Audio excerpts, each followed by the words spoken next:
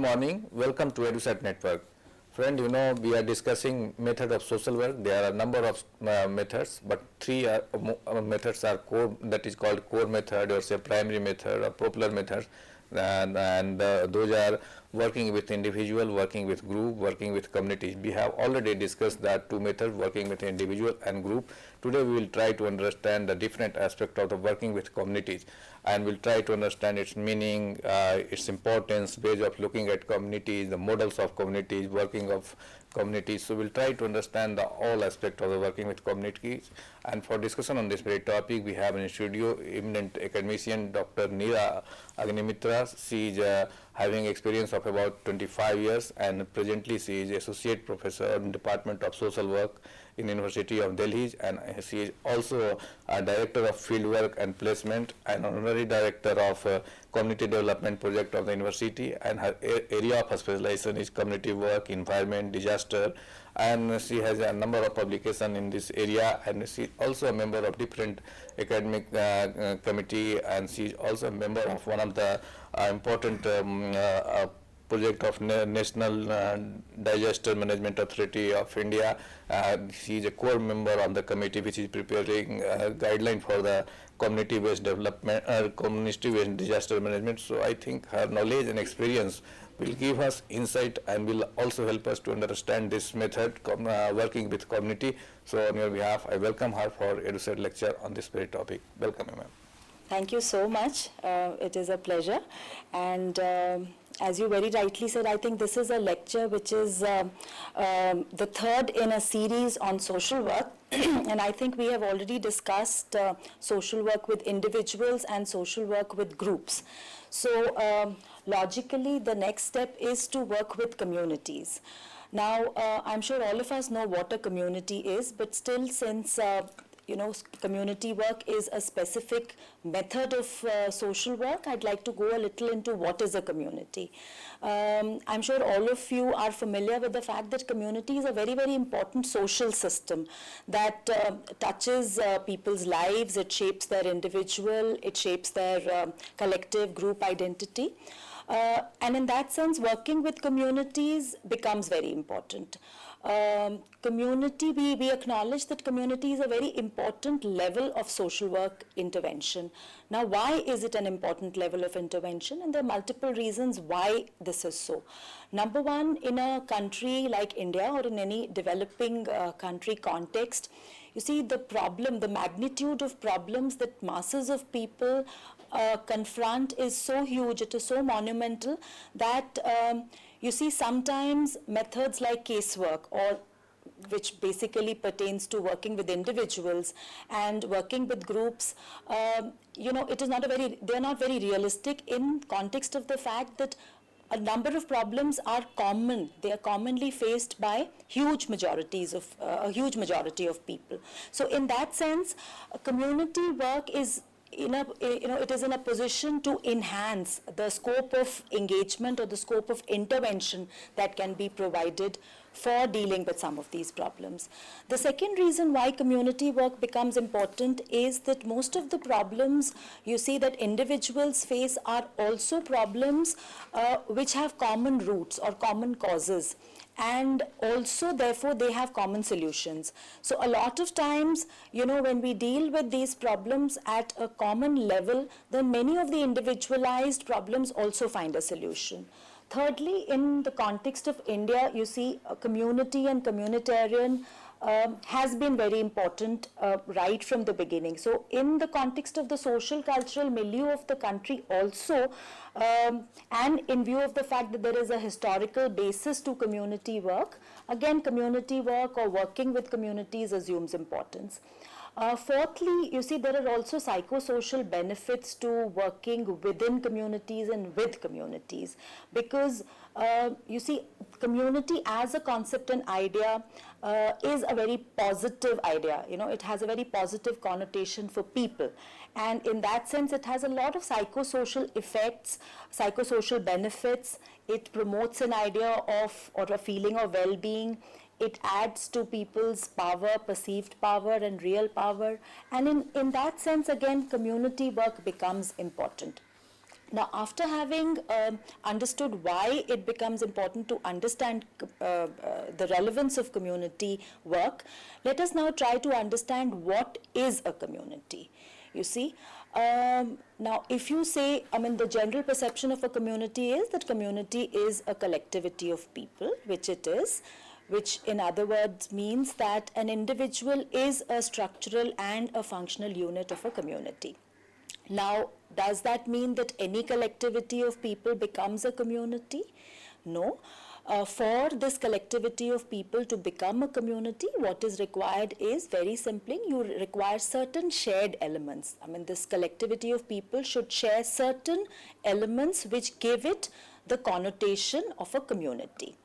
Now, some of the commonly recognized elements or shared characteristics are, number one, most of us would assume that for a community to be a community, you require a territory, you require a territorial base, or you require a geography. That means this collectivity of people should be occupying a certain geographical, physical space, right, which gives it the form and the shape of a community. Most of the time, the kind of community work that is undertaken in social work will have a territorial base. It would be a geographical community, or it could be a geographical community, or it could be what we also call it a locality or a neighborhood, right? And this kind of a connotation would also mean that a community could be very small. So it could be a very small cluster, a very small slum cluster, it could be a neighborhood, it could also be a bigger community, and at the other extreme you would have maybe the world, or what we say a global community.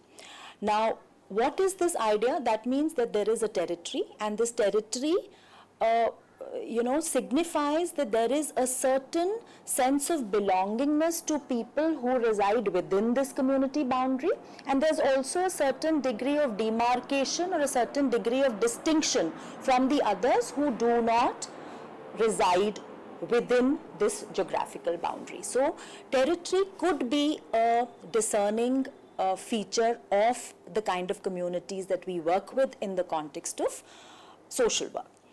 The second important characteristic that people within the community will share, and which due to which they would assume that they are a part of the community, is a certain degree of homogeneity.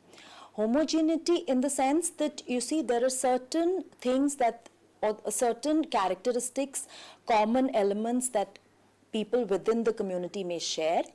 Again, homogeneity is relative. You see, a tribal community or a community of indigenous dwellers will be very homogeneous in the sense that, they have a common history and ethnicity, and due to their insulated character, they may be sharing a lot of common features. But when we move from the tribal to the urban, to the rural to the urban communities, the degree of homogeneity may go down. But still we say that, you see, a community may share a common history, common culture, a sense of common values, norms, traditions, background characteristics, etc.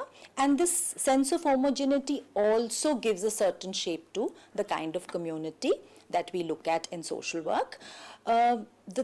Of course, this kind of a homogeneity would also maybe percolate down to having common needs, common problems, expectations, aspirations. So all of these things also could bind a community into a community in the context of social work intervention.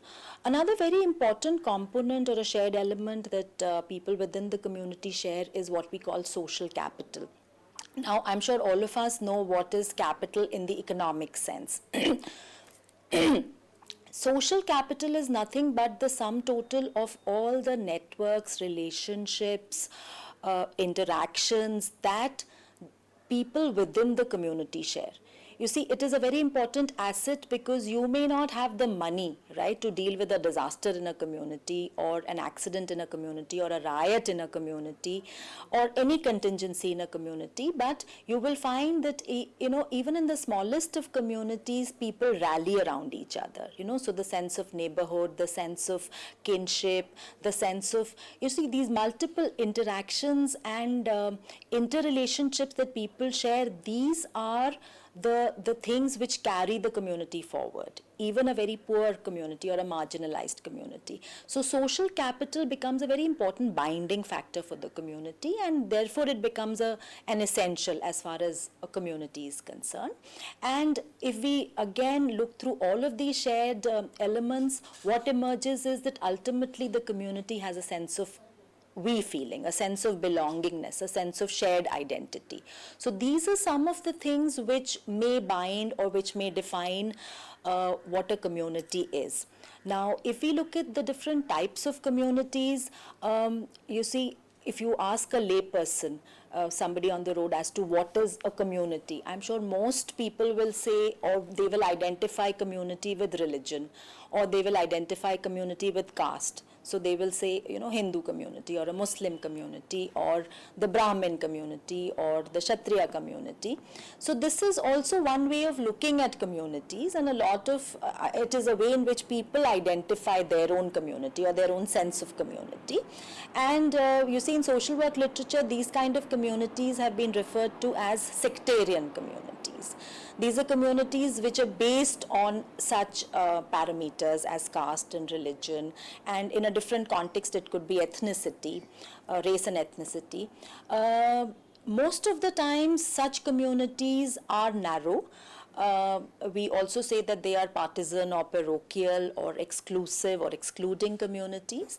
And in the general sense of the word, we don't work, in context of a sectarian community by way of, our saying that we are only working with a particular religion or we are only working with a certain caste.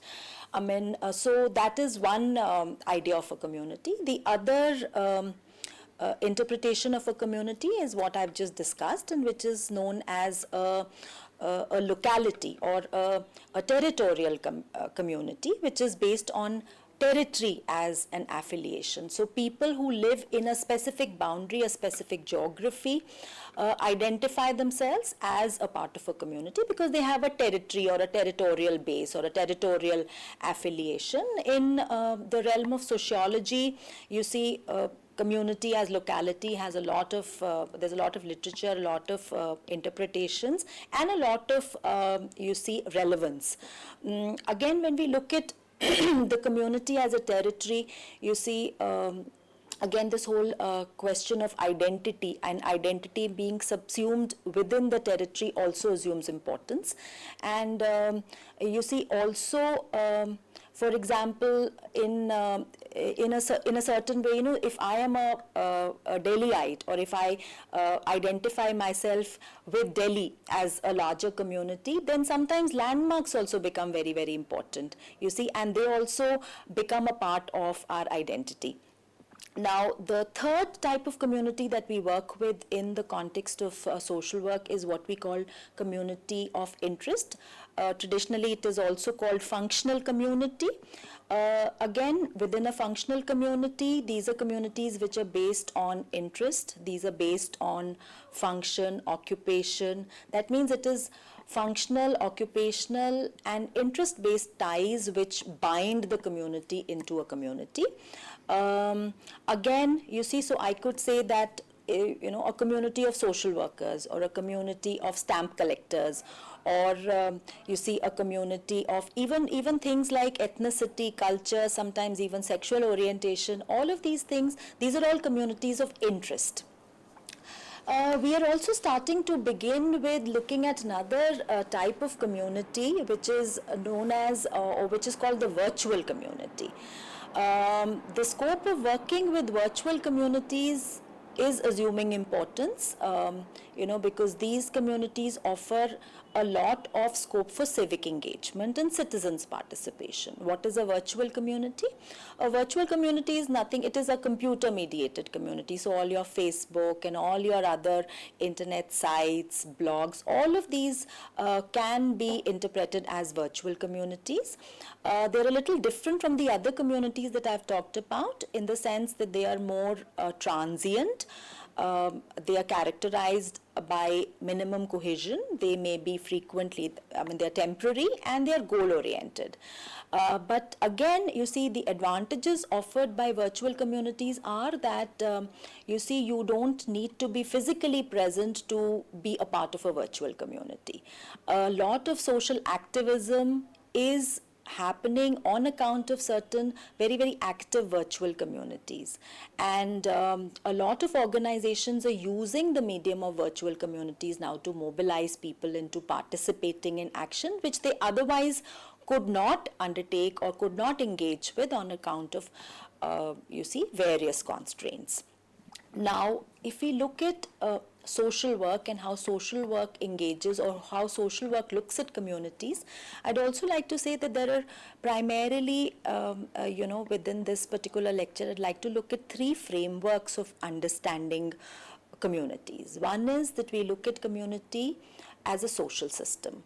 Now, when we look at community as a social system, we look at the community as being comprised of a series of subsystems, all of which work together. They relate to each other in a functional manner, in a systematic manner, and they render certain very important functions, specialized functions for the members of the community. Without going into the details of these functions, I'd just like to mention that, these are functions which are in the economic domain, the social domain, and the psychological domain. So functions of production, distribution, consumption, functions related to socialization, social control, social participation, and mutual support. All these are the functions which the community as a social system renders to its members, and that is why the community also assumes a very important place in the lives of its members. I'm sure we are all familiar with socialization, we are familiar with social control, so it is the community which as a social system becomes integral because it renders these certain functions. It is also important to look at the community as a distribution of power. You see, sometimes when we look at the community in a certain way, we look at the community as performing the functions of socialization or social control, or looking at giving opportunities to people to participate, to mutually support each other. We forget that community is not such a homogenized entity. The community, we often romanticize this whole idea of community and make it seem as if it's a very warm place where everybody has equal access and everybody has an equal opportunity, where, when we talk about common good or common interest, everybody also participates or is also a part of these common benefits or the so-called common good that we are talking about. But in reality, a community is not only, a positive concept, in the sense that you will find that the community, there is power structure. There are groups which may be dominant, there may be groups which are oppressed, they're marginalized, that there are groups which have competing interests, which have conflicting interests, which have tangential interests. So which means that when we work with communities, let us not assume that what is being portrayed as an objective or an interest or a need is the common need of all the groups within the community, right? Depending on the nature of the groups, the kind of groups that there could be multiple interests and the interest of one may not serve the interests of the other community. So it's also important to look at and to understand community as a distribution of power, as a center of power and conflict.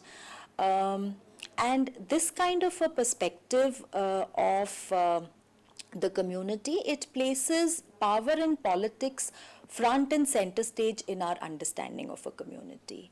The other implication of, becoming aware of this perspective is that, you see, we also look at community work not only as a very collaborative or a very cooperative intervention or engagement. There is also scope for looking at community work as in a different way. It is not only about rational planning or collaboration, cooperation, etc., which will define the way community works with its own needs and problems.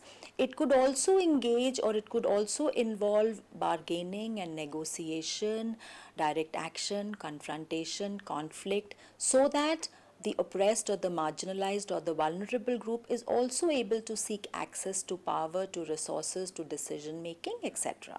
So, these two perspectives need to be placed with each other, that the community is a social system, it performs certain functions for the entire set of members that it claims to have, yet at the same time, because the community is not a homogenized version, it is not, it comprises of multiple groups, multiple layers, all of which have their characteristics, have their place within the community. There is also a lot of politics, there's also power, there is also conflict, and these also need to be taken into cognizance when community work with, as a social work method is looked at or attempted.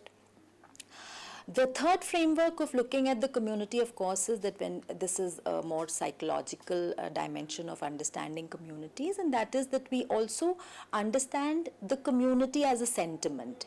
The community, it evokes a certain kind of a sentiment, like I said, when we say or when we even mention the word community.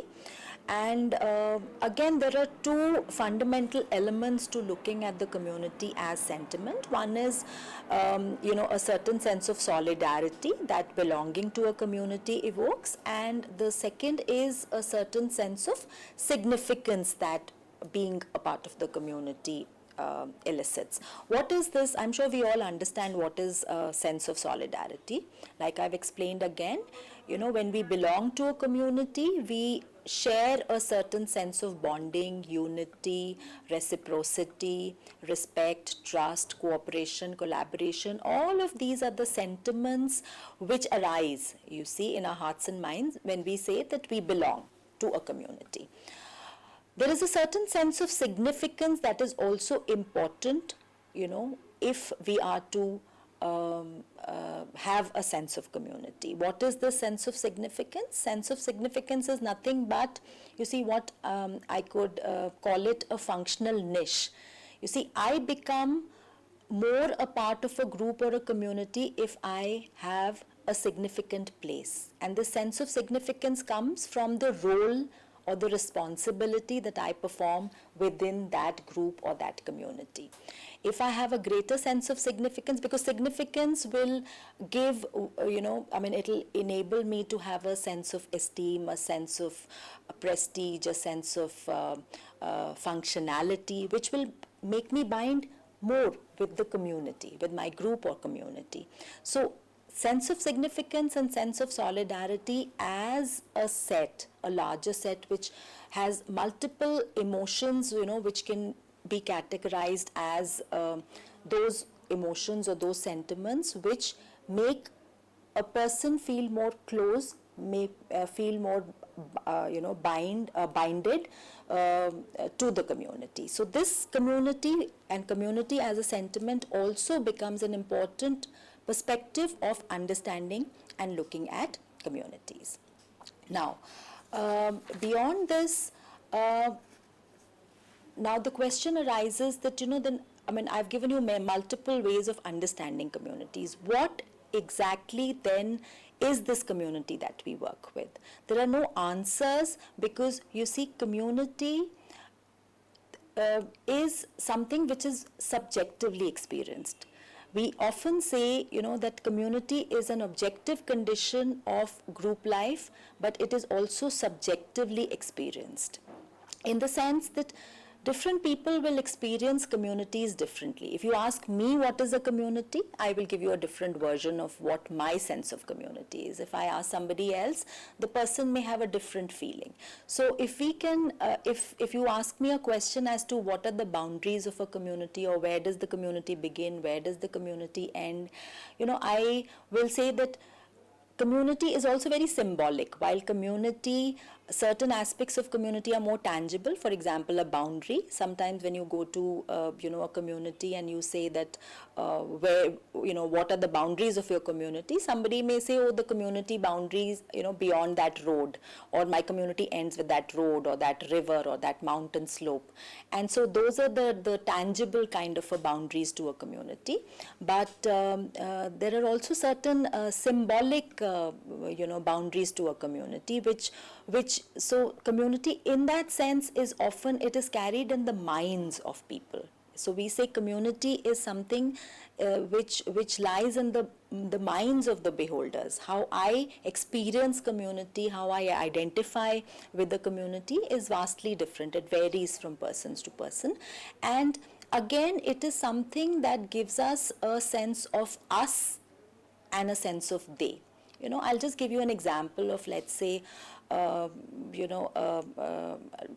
you can take any place where, let's say, a communal riot occurs. Now, if we see these communities before the clash, or before the trouble, or before the riot, are sometimes very cohesive communities. They are bound together. They live, they engage with in a very shared manner. And something happens, something just triggers off, an incident triggers off, and this whole sense of community breaks, right? And then there's a different connotation or different sense of community which suddenly will emerge. So there is one community which just breaks down, and there is a sense of us and they, which separates, one group within the community from the other group. So I would also say that, communities are experiential, and people do carry the sense of community in their minds. Now, as far as the contemporary communities are concerned, we also have to understand that communities are changing, especially urban communities. In the neoliberal context, there is an increasing shift towards private spaces. We talk about communities as entities where people share, where people, share in common living, participate in community affairs, etc., where social capital is expected to be strong. But in the contemporary context, we say that, communities are increasingly experiencing a shrinking of public space and an extension of private spaces. We also call it retreat into the private world. If you try and define public spaces, what are public spaces? Public spaces are those spaces which are shared spaces, which are inclusive, which are democratic spaces, commonly owned spaces, right? And these are spaces which give community a character of, a democratic character, a character where sharing happens. But increasingly with the privatization of life, we are finding that, this concept of inclusiveness, this concept of public acceptance of diversity, all of these are diluting, they're getting undermined. And what are coming up are communities which are more excluding communities, which are more exclusive communities, where there's more and more preoccupation with me, mine, and myself. In that sense, the spirit of community is declining. And because the spirit of community is declining, there is also a decline in social capital and a decline in civic engagement. So people's participation, people's owning up issues, people's striving for community action, collective action, all that is also getting undermined.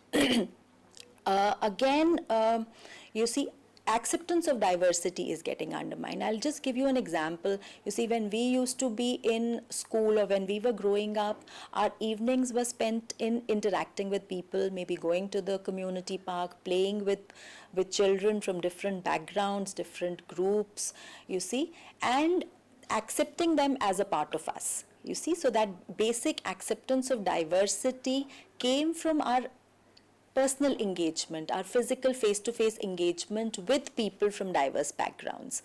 What is happening today is, my son or my daughter is more comfortable sitting within the confines of the home and interacting with a certain homogenized category of people whom he or she deems as friends on Facebook or on any other social site. Right? So the physical, you see, that intimacy or the physical interaction or that engagement is now totally lacking. We all know that within Facebook you have the option of selecting friends, so you can select who you want to be friends with, you can select who you want to interact with or engage with. Again, that is leading to a narrowing down of the diversity that we could have engaged with in traditional times or maybe earlier times. So this is, so I would say that, so internet in that sense is a more private space.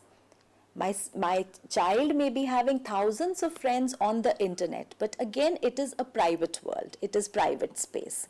So in that sense, you see, the public domain is shrinking and the private world is expanding. This is not a very good development from the perspective of community participation. You see, because people, you see, they are remaining confined to their private worlds, individualized worlds, and their connect with the larger community and society is declining. So these are some of the contemporary challenges which confront all professionals, including social workers, and which are making us look at approaching communities and community work differently. Now let us look at, since I've talked about what a community is at some length, now let us look at what is community work as a method of social work practice. Initially, we used to call this method community organization. In 1921, the first definition of community organization was given by a person called Lindman, and the definition, you see, this definition was, in fact, this was the first time that community organization came to be understood and came to be accepted as a method of social work practice. This definition basically looked at community organization as an effort on the part of the community to control its affairs democratically and to secure services from its specialists. So the focus was more on acquisition or procurement of services from specialists, specialist organizations, governments, through interrelations. The word community organization was used for quite some time. It was only, towards the end of the century that we began using terms like community work, community practice, and not community organization.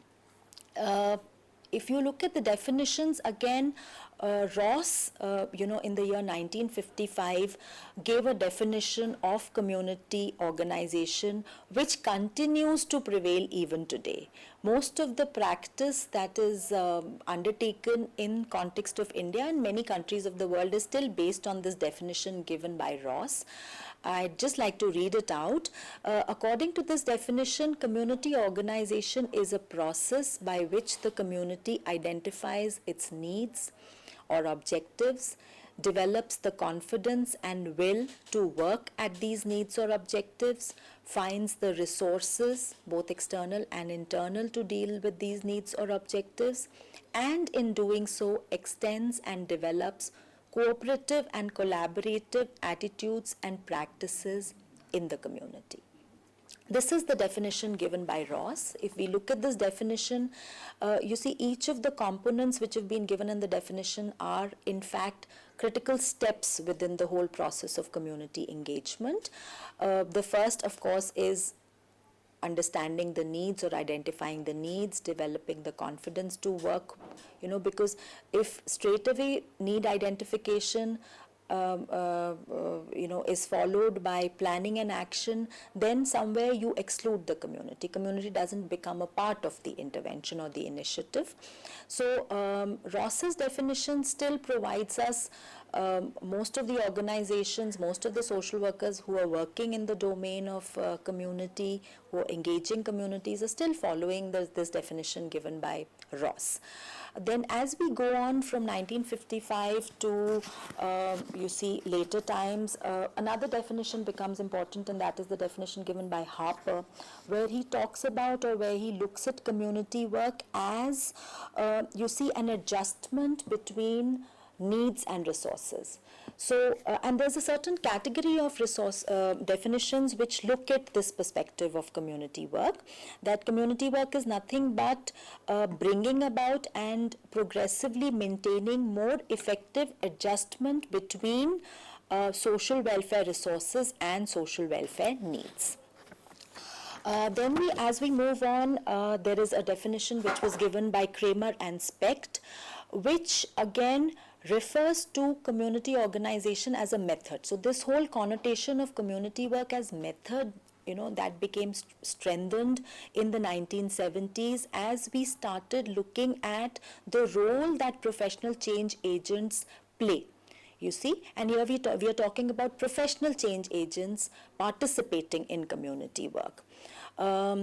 And within this definition, Kramer and Specht, they introduce two important components. They said that community organization comprises of two interrelated concerns. One is interaction, or what they call the interactional process, and the other was the technical task. That means that when a community is engaged in action through some kind of an initiative or a facilitation by a professional change agent or a social worker, the most important thing that this professional tries to create within the community is interaction. It is, creating a certain mobilization of people so that people themselves can come up, they can join together in the form of an organization, create interpersonal relationships, and through the means of this structure or organization, take up causes, problems, needs, which are commonly shared by them. So one is that there is a focus on a certain interactional process which has to be a prerequisite to any community work which is undertaken. And the second is some kind of a programmatic component or a technical task which creates the background for developing this interaction. So it could be a project in the domain of education, it could be a project in the domain of health, or it could be, even a simple thing like creating literacy or, encouraging children to go to school in a community. This becomes the program, this becomes the technical task that mobilizes people, but this just becomes a means to a certain other end, and that certain other end is trying to build the community as an integral unit, trying to build the capacity of the community, trying to build an autonomous way, through which the community works, looking at ways of, building collaboration, cooperation within the community, so that as the process goes on, the role of the social worker becomes less and less, and the community starts taking over. So these are the definitions which started now focusing on, this dual perspective within the community. One is looking at a certain program or a service that the community needs, or a certain problem that the community needs to solve. And the second is, while trying to attend to this need, or while trying to look at this problem and solving the problem, the whole the community develops its own organization, organizational strength, collaborations, cooperation. So it, in other words, the capacity of the community to undertake this whole process of community organization or community problem solving is, enhanced. Then if we come to further definitions, let's say definitions which, beyond 2000, one definition which emerges as a very important definition is a definition of community work given by Marie Wheel, where in fact Marie Wheel is instrumental in popularizing this term community practice, and also emphasizing that community work or community practice subsumes within it community organization, or community organization is just one part of community practice or community work. Now, Marie Wheel has, in her definition, she says that community practice, she defines community practice as work to improve the quality of life and enhancement of social justice. This is, the aim or the objective of community practice. And if we look, so a very broad-based aim of improving quality of life, social justice, this has seeped into the whole understanding of community work. And she says that there are 4 central processes to, community practice, and these are social and economic development, social community organizing, social planning, and progressive social change. She also says within her definition that community work is a cooperative effort between practitioners and the community action system. What is the community action system? The community action system comprises of individuals, groups, organizations, communities, and also coalitions and networks. Rubin and Rubin have also, defined, characterized community work 2005, and they have incorporated, this whole critical element of social capital within the understanding of community work. They have focused on the social linkages and networks that, that bring people together. And they form the basis for any collective action that happens as a part of community practice. Another definition given by Staples in the year 2004 introduced another component to community work, and that is the whole component of social action. Because you see, primarily when we look at community work, like I've already said, as a collaborative venture, as a venture which involves consensus, so it's a consensus-driven engagement of the community with its own needs and problems and issues and concerns.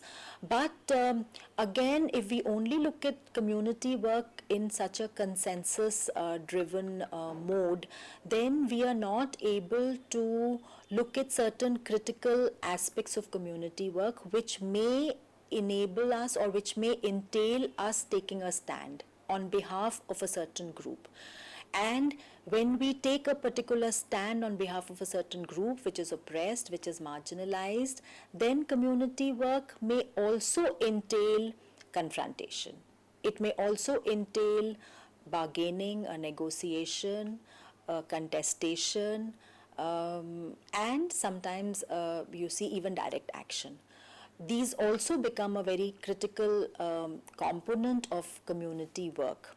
Right? So the definition given by Staples provides this dual emphasis. It talks about community work as being consensus oriented. It also looks at the possibility of community work being, incorporating social action, incorporating confrontation also as a integral core or a part of community work.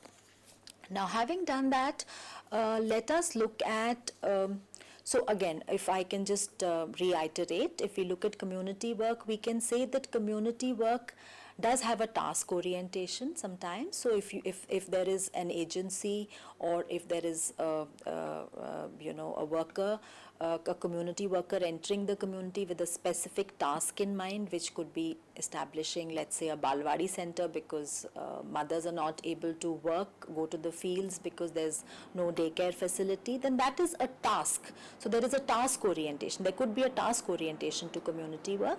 At the same time, there is also a process orientation to community work, which again means that there is, a certain process through which this task could be achieved, and in the performance or the achievement of this task, there is capacity building, there is self-help which comes in. So the community becomes more confident and more autonomous, in order that it is able to solve its problems or needs on its own. Again, if we look at these definitions, the definitions say, or they, again, some definitions talk of community work as a process, and a process means that there is a movement, there are certain steps which get incorporated, and it all, some of the definitions also look at community work as a method, and in that sense, there is a certain way of action which is systematic, which is structured, which is ordered, which is conscious, and that is why we say community work is a method of social work practice. I mean, there is a certain distinctness, and that is why it is a method which has a knowledge base and which has, more importantly, certain skills and certain competencies which are required by a community professional or a community change agent in order to engage communities in community work. Then we also say that there are, of course, community work could have short-term objectives, long-term objectives. Long-term objectives are more related to, again, like I have said, capacity building. Creating organizations within the community which can take on, the role of mobilization and engagement on their own. What are some of the assumptions, which on which community work is, we could say, premised? Certain assumptions are that, we assume, like for any social work method, we assume that, people are capable themselves. They themselves have the capacity to deal with their own problems. So just like an individual or a group is deemed to have the capacity, we also assume that communities of people also have a capacity. They have the capacity to deal with their own problems. They have a capacity to participate in the meeting of their own needs. The second assumption is that people want change and people can change. A lot of times when we, enter communities, work with communities, we feel disillusioned. We say that people are apathetic, people are complacent, people don't want to work, people don't want to change. But we don't look at why it is that people seem to be apathetic or complacent. Again, that may form the basis of a full lecture in itself. But you see, we believe that people change, people want change, and people can change, and it is certain constraints which incapacitate people, and that is why they don't seem to be participating. Right? But if we begin with the premise that people will not change or people are not in tune with change, then we will not be able to, proceed with any community practice or community work. The third assumption is that, it is people who have this, the right to participate. So people should participate. They should participate in making changes. They should participate in controlling all the changes that take place in the community. Why?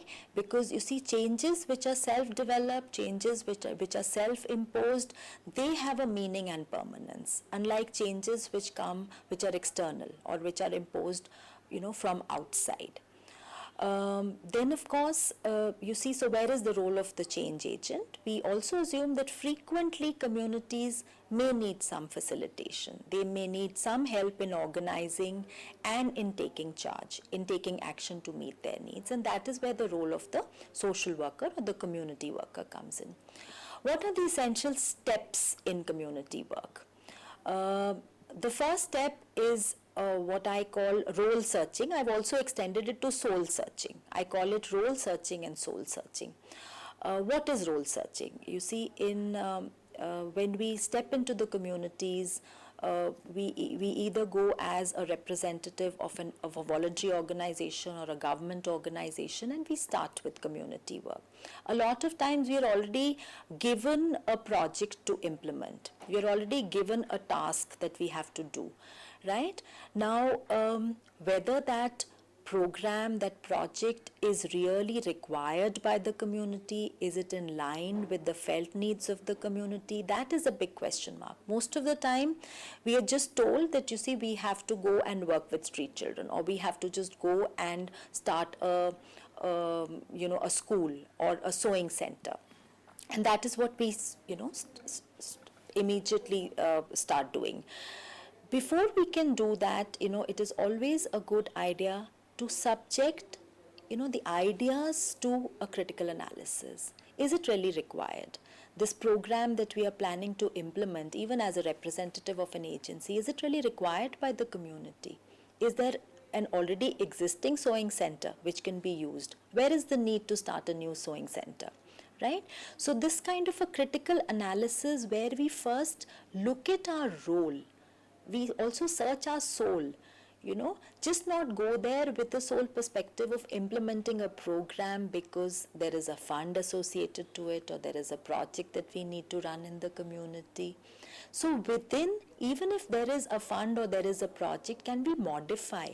Can we change? Can we make certain, can we revamp the program a little bit so that it is genuinely used by the people, it benefits people, it falls in line with what the people really need? So that is the first step, role searching and soul searching. The second step, of course, is enlisting people's participation, because most of the time the kind of work that that agencies engage with within communities is work that they do. And all that they understand by people's participation is people's participation in benefit sharing. So they will say that we are running a program, we are running a health center, and people are participating. And how are people participating? So many people are attending to our OPD, or so many people are are using our outreach program.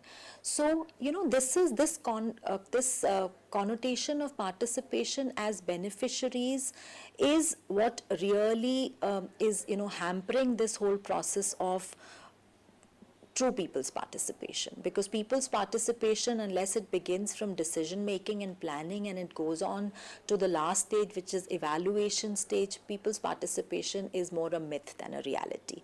So enlisting people's participation has to begin from the planning stage itself. So when we enter the community, when we begin this whole process of working with the community on a particular issue, on a particular theme, on a particular problem or a need, there is first a need to enlist people's participation, right? And that, in fact, is subsumed within all the steps that I'm going to highlight, you see, from now till the end. So enlisting, unless people participate, there is no point to proceeding with this process of community work. The third important step within this process is the development of a community profile or a community biography, or what we sometimes agencies call it baseline. This is basically trying to get an understanding of what this community is.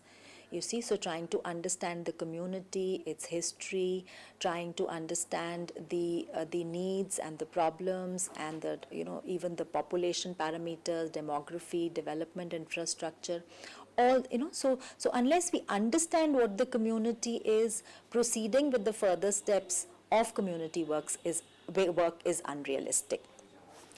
The fourth and the most critical step to community work is, of course, needs assessment and problem identification. And again, you see, the importance of felt needs becomes very important. Sometimes when we enter communities and start working with communities, we start identifying work on the lines where we feel there is a need. You see, so these are the needs which are perceived by us. Most of the time when my students go for field work, they will identify lack of sanitation as a need, and they will start work on that. Or they will identify lack of education, the girls not going to school, and they would start work on that.